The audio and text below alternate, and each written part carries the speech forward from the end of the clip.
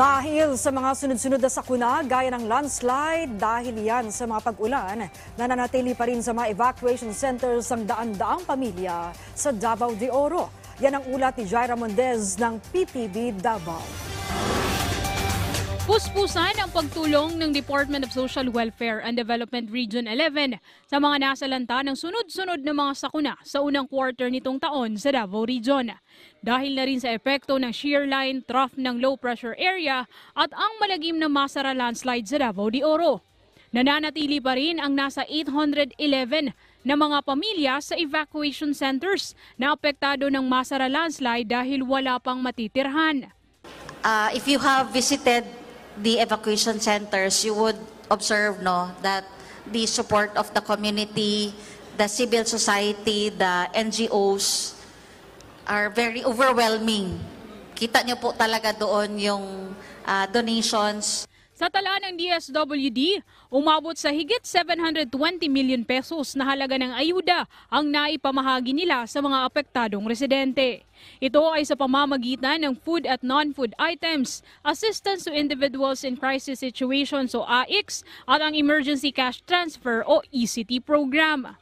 Now, because humupa na yung baha, nag-open na yung mga stores, nakabalik na po sa normal activities ang ating families. We have now transitioned from food to cash. Our cash assistance is in the form of the emergency cash transfer. Samantala, nais naman ng Environment Group sa Davao City na Interfacing Development Interventions for Sustainability o IDIS na gawing patas ang ginagawang investigasyon sa nangyaring landslide sa Barangay Masara, Davao de Oro. Kailangan daw na may managot sa pagkasawin ng 78 individual sa landslide, lalo pat may mga bahay at gusali sa lugar kahit na idineklarang no-build zone ng Mines and Geosciences Bureau 11 ang lugar noon pang taong 2008. We call for transparency, accountability, and swift actions from both the private and public sectors. The Apex Mining Corporation must cooperate fully with the ongoing investigation, and if found negligent, should be held accountable for all its actions.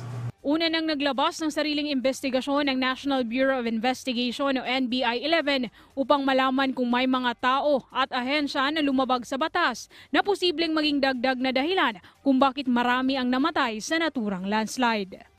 Mula rito sa PTV Davao, Jaira Mundez para sa Pambansang TV sa Bagong Pilipinas.